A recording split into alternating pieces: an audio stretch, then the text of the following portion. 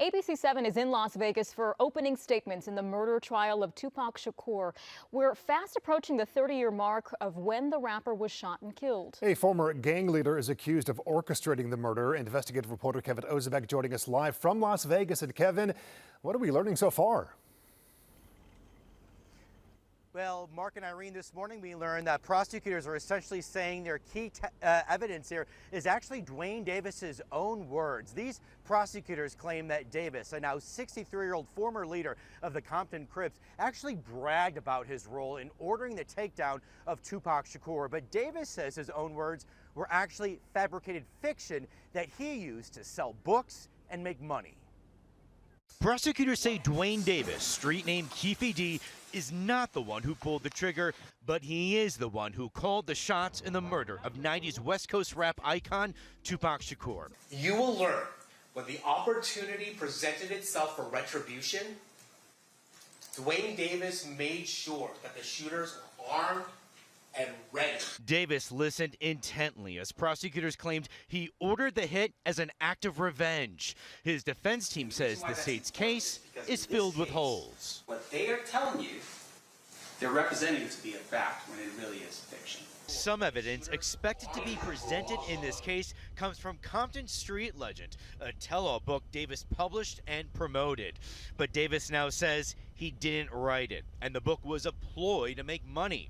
Here he is last year in an exclusive ABC News jailhouse interview. I'm innocent.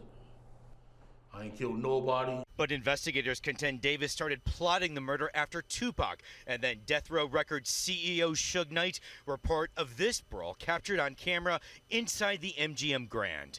During this fight, Davis's nephew was allegedly jumped. Just a few hours later, just off the Vegas Strip, Tupac was shot multiple times in a drive-by. Tupac's legacy, though, lives on,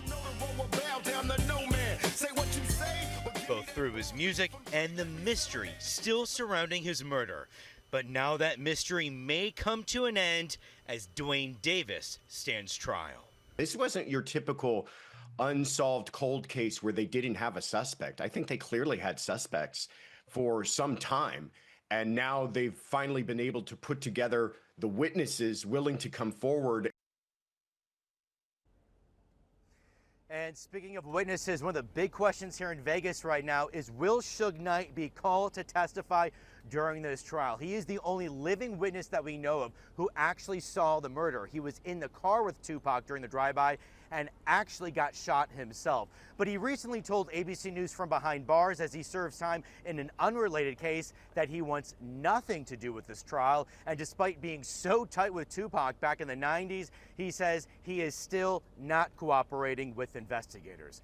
Meanwhile, Davis, if he is convicted during this trial, he faces a maximum sentence of life behind bars without parole. Of course, we're bringing the latest in the afternoon session later today, right here on ABC7.